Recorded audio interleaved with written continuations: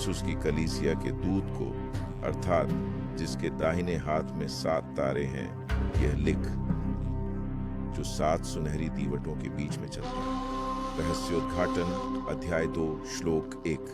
नमस्ते, मैं प्रभु यीशु मसीह की गौरवशाली शांति के साथ आपका स्वागत करता हूं। इस श्रृंखला के दूसरे एपिसोड में आपका स्वागत है, जो सर्वनाश के 7 पत्रों के ऐतिहासिक और भविष्यवाणी पहलू को संबोधित करता है। श्रृंखला की इस दूसरी कड़ी में सर्वनाश के 7 पत्रों में चर्च की भविष्यवाणी योजना, हम इफिसस के चर्च को पत्र के बारे में बात करेंगे।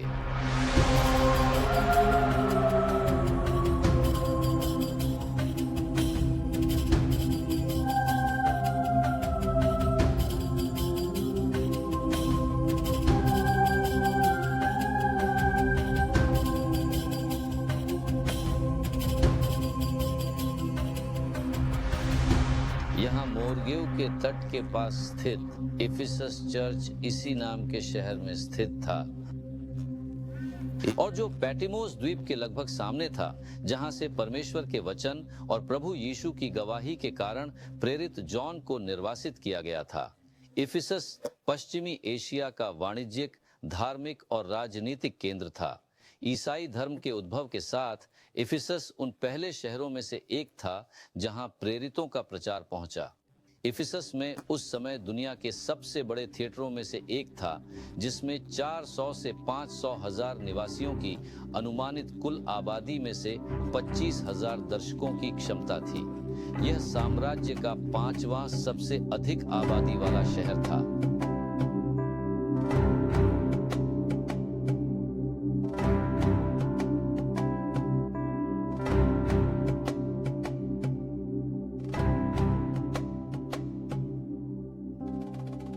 ये टावर जो हम यहाँ देखते हैं, इन खंडहरों के साथ वे इफिसियों की देवी डायना के मंदिर के बारे में कही गई बातों का प्रमाण है। इफिसस इफिसियों की देवी डायना को समर्पित मंदिर का संरक्षक भी था। इफिसुस में एक घटना घटी जब गयुस और अरिस्टार्चस पॉल के साथी ओरिवस डेमेट्रियस द्वारा भड़काए गए दंगे से खतरे में पड़ गए, जैसा कि अधिनियमों की पुस्तक में 19वें अध्याय में श्लोक 28 में दर्ज किया गया है। जब भीड़ ने यहाँ चिल्लाया था इस स्थान पर, इफिसस में डायना के मंदिर के सामने, और उन्होंने कहा, इफिसियों की डायना महान है।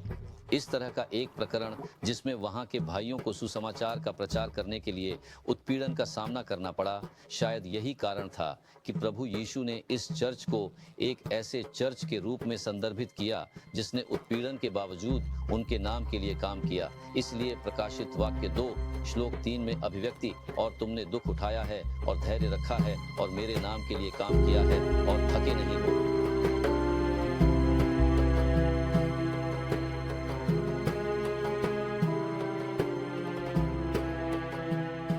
यहाँ इफिसुस में कई यहूदी और रोमन रहते थे, जिन्होंने एक आराधनालय बनाए रखा था, जिसमें प्रेरितों के काम अध्याय 16 श्लोक 19 के अनुसार पॉल ने यहूदियों के साथ विवाद किया था। इसका प्रमाण यहाँ इस पत्थर पर, इस कैंडलस्टिक या इस मेनोराह के शिलालेख में है, जैसा कि यहाँ इफिसस में इस पुस्तकालय में वर्णित है। दिलचस्प बात यह है कि प्रेरितों के कार्य के 19वें अध्याय में श्लोक 7 और 8 में बाइबल प्रेरित पौलुस द्वारा इफिसुस में 3 महीने के प्रवास को दर्ज करती है, और उन दिनों में पौलुस के हाथ रखने के द्वारा लगभग 12 भाइयों ने पवित्र आत्मा से बपतिस्मा प्राप्त किया।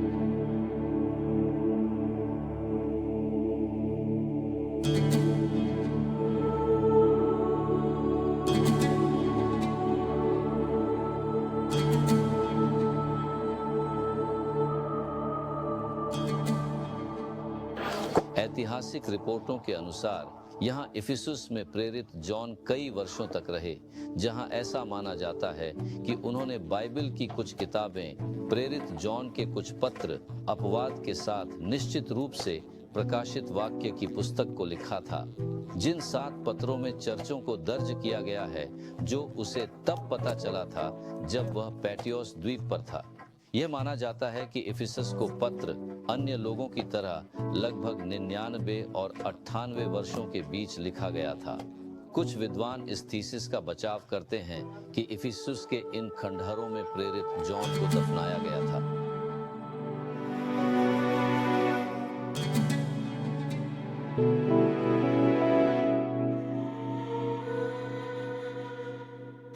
यह क्षेत्र जो हम यहाँ देख रहे हैं वह उन उत्पादों के लिए एक विपणन क्षेत्र था जो थायातिरा जैसे शहरों और लौदीसिया जैसे शहरों से आते थे, जो अपने उत्पादों को बेचने के लिए यहाँ भेजते थे और इसलिए उनमें से कई का निर्यात किया जाता था और यहाँ तक कि आयातित उत्पाद भी। तो यह जगह जो हम यहाँ देख रहे हैं वह एक कार्य क्षेत्र था।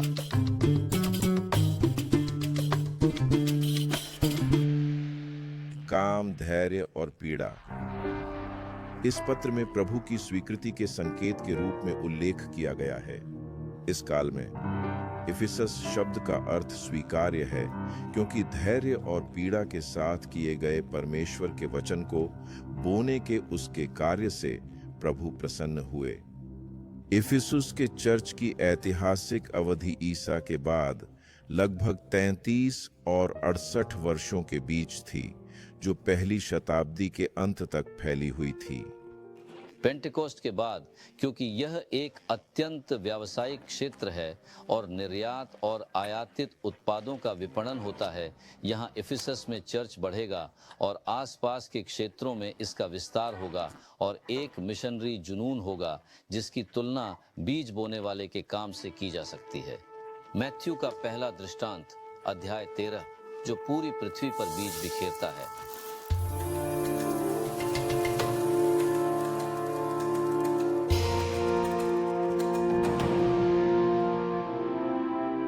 हम यहाँ ऑडियन में हैं जो इफिसस का एक हिस्सा है, जिसका उद्देश्य थिएटर नाटकों और संगीत प्रदर्शनों में उपयोग करना था। यह इस स्थान पर एक संगीत कक्ष था और स्वाभाविक रूप से यह एक ऐसी जगह भी थी जिसे दार्शनिकों को यहाँ आने और अपने विचार प्रस्तुत करने के लिए किराए पर दिया गया था और निश्चित रूप से यह स्थान सुसमाचार के प्रचार के लिए संभावित स्थान और विरोध का मंच भी है, क्योंकि जिन लोगों ने यहाँ अपने विचार व्यक्त किए उन्हें अपना विरोध भी सुनना पड़ा।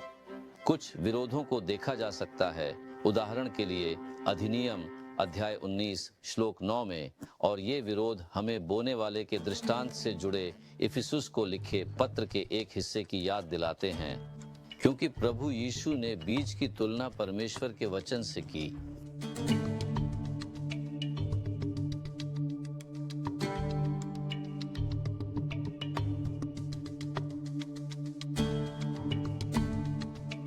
इफिसुस की कलीसिया में परमेश्वर के राज्य की स्थापना बीज बोने वाले के दृष्टांत के चित्र से बहुत अच्छी तरह से संबंधित है।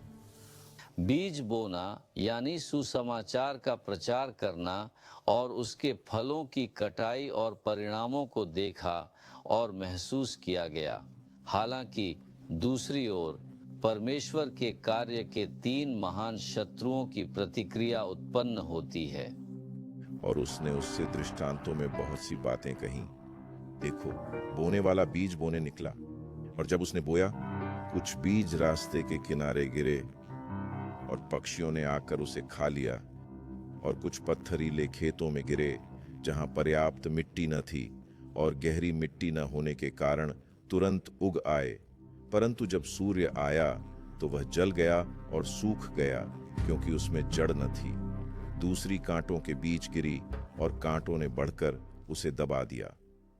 परमेश्वर के कार्य के पहले शत्रु की प्रतिक्रिया दुष्टों की कार्रवाई में होती है, जो चर्च में दुनिया के प्रवेश से जुड़ी है। अभिव्यक्ति बुरा सहना अर्थात सहना, बुरा सहना, प्रकाशित वाक्य अध्याय 2 श्लोक 2 के अनुसार यह क्रिया बिल्कुल बुरे विश्वासियों को संदर्भित करती है। वे बुत परस्ती से आए आस्तिक थे, जो उन दिनों पूरी दुनिया में प्रचलित था, क्योंकि यह एक बहुदेववादी दुनिया थी। दृष्टांत में उन्हें विश्वासियों के रूप में देखा जाता है जो रास्ते के किनारे हैं। बीज धरती में नहीं घुसा। वे आस्तिक हैं जो सुसमाचार को नहीं जीते हैं, ईश्वर के वचन का अभ्यास नहीं करते हैं, अर्थात झूठे आस्तिक जो दुष्टों के लिए आसान शिकार बन जाते हैं, मैथ्यू के अनुसार आकाश के पक्षियों द्वारा प्रतिनिधित्व किया जाता है। अध्याय 13 श्लोक 19। परमेश्वर के कार्य के दूसरे शत्रु की प्रतिक्रिया मिथ्या सिद्धांत है। जहां मांस प्रबल होता है वह है तर्क और तर्क। प्रकाशित वाक्य अध्याय 2 श्लोक 2 में वे जो अभिव्यक्ति कहते हैं कि वे प्रेरित हैं और वे नहीं हैं, बिल्कुल यह दिखाएगी कि इसे दृष्टांत में छोटी भूमि के इलाके या उथली गहराई द्वारा दर्शाया गया है। वह कम स्थिरता या संरचना वाला व्यक्ति है जो संघर्षों का सामना करने में असमर्थ है। वह परीक्षणों को बर्दाश्त नहीं कर सकता और लड़ाई की गर्मी उसे मुरझा देती है। दृष्टांत की अभिव्यक्ति उस व्यक्ति को संदर्भित करती है जो एक झूठी ईसाई धर्म, एक सैद्धांतिक क्षैतिज ईसाई धर्म, फल रहित, मुरझाया हुआ, बेजान या मरने वाला जीवन जीता है जब तक कि यह उसके शरीर को संतुष्ट करता है। वह सामान्य प्रकार का व्यक्ति है जो धार्मिकता और ईसाई धर्म से तो परिपूर्ण है लेकिन आध्यात्मिक जीवन से रहित है। यह आस्तिक है जिसके पास कोई आध्यात्मिक जीवन संरचना नहीं है। वह परमेश्वर के वचन का अभ्यास नहीं करता, वह केवल धार्मिक भावुकता पर जीता है। यह एक ऐसा पौधा है जो उग तो जल्दी जाता है लेकिन बढ़ता नहीं है। हम इसे धार्मिक या बौद्धिक मुक्ति कह सकते हैं जो लोगों को मानवीय रूप से आरामदायक लेकिन आध्यात्मिक रूप से खतरनाक स्थिति प्रदान करती है। मिथ्या सिद्धांत कमजोरों को प्रसन्न करता है और स्वयं के व्यक्तित्व के पंथ को भी प्रोत्साहित करता है। इसीलिए सम्राट का पंथ था, जैसे आज नेताओं, धर्म संस्थापकों आदि का पंथ है।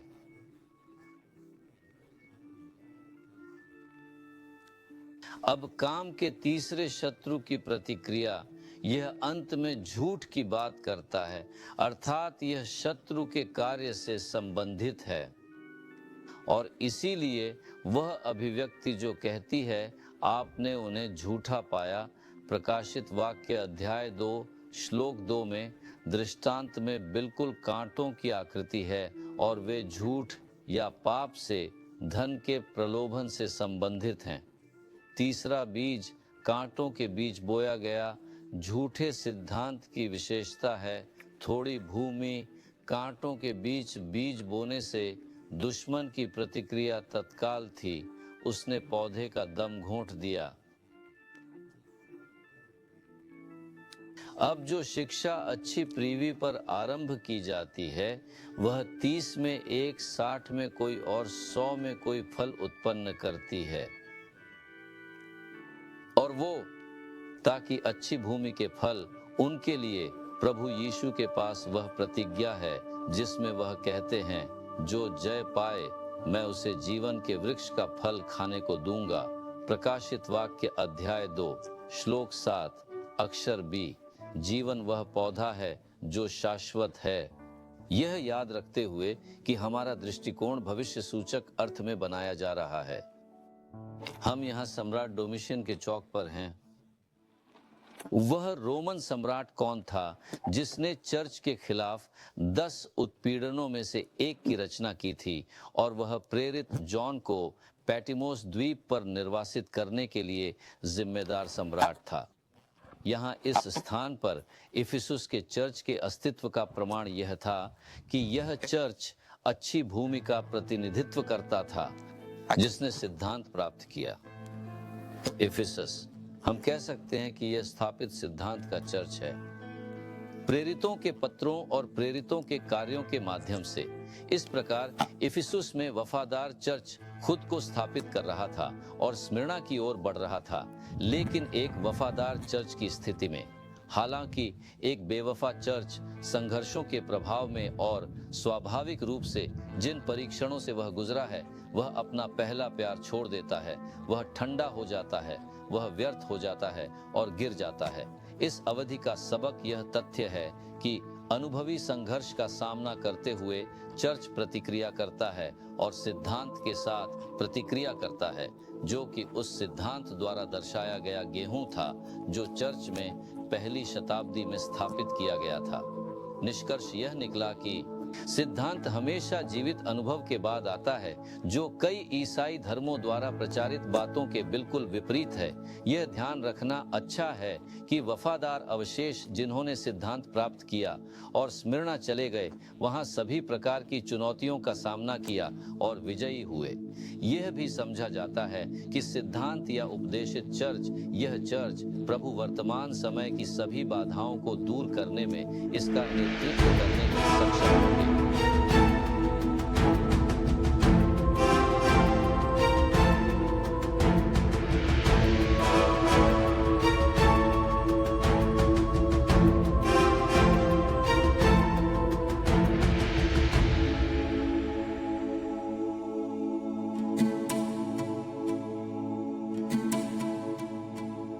यहाँ इफिसस में हम उस स्थान पर हैं जहाँ प्राचीन काल में लेख या लेखों के संग्रह रखे गए थे, जिसमें हम इन अभिलेखों को देख सकते हैं।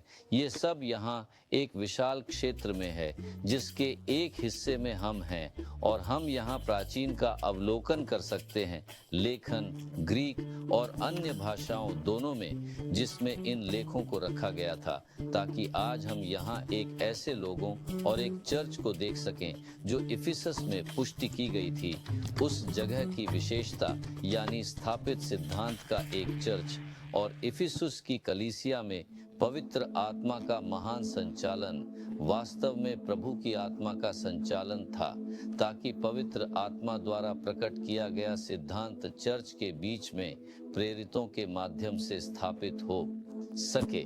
उदाहरण के लिए हम यशायाह अध्याय 11 श्लोक 2 में देखते हैं। श्लोक में पवित्र आत्मा का संचालन कहता है और प्रभु की आत्मा उस पर विश्राम करेगी। इफिसुस में चर्च का जन्म इस भविष्यवाणी काल में हुआ था और भगवान की शक्ति का पूरा संचालन इस चर्च में था। विभिन्न तरीकों से भगवान ने भगवान की आत्मा के माध्यम से संचालन किया। उदाहरण के लिए हम प्रेरितों के कार्य की पुस्तक में प्रभु की आत्मा का प्रमाण पाते हैं। उदाहरण के लिए जब प्रभु हर दिन चर्च में उन लोगों को जोड़ते थे जिन्हें बचाया जाना था, और तब भी जब पवित्र आत्मा ने फिलिप को ले लिया था और जब यहोवा का हाथ उन पर था, तब भी उसने खोजे की न सुनी और बहुत लोग विश्वास करके यहोवा की ओर फिरे।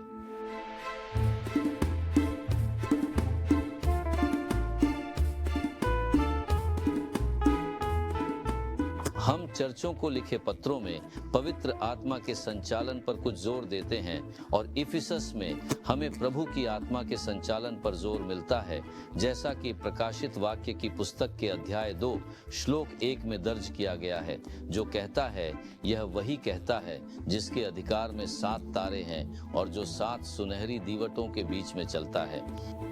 इस चर्च से प्रभु यीशु ने एक वादा किया था, जो अध्याय 2 पद 7 में लिखा है, जब वह कहता है, जो जय पाए मैं उसे जीवन के वृक्ष का फल खाने को दूंगा। एक ऐसे चर्च को जिसने प्रेरितों द्वारा स्थापित सिद्धांत के माध्यम से अच्छी मिट्टी की तरह बीज को अवशोषित कर लिया है, प्रभु उस चर्च को आश्वासन देते हैं कि वह उसे जीवन के पेड़ से खाने के लिए देगा, जो भगवान के स्वर्ग के बीच में है। पत्र एक उपदेश के साथ समाप्त होता है। जिसके कान हो वह सुन ले कि आत्मा कलीसियाओं से क्या कहता है। रहस्योद्घाटन अध्याय 2 श्लोक 7। यहाँ हम सर्वनाश के 7 पत्रों में चर्च की भविष्यवाणी योजना श्रृंखला के इस दूसरे एपिसोड को बंद करते हैं और हम अपने अगले एपिसोड की प्रतीक्षा करते हैं, जब हमारा दृष्टिकोण स्मिर्ना के चर्च को पत्र से संबंधित होगा। तब तक प्रभु यीशु मसीह की शांति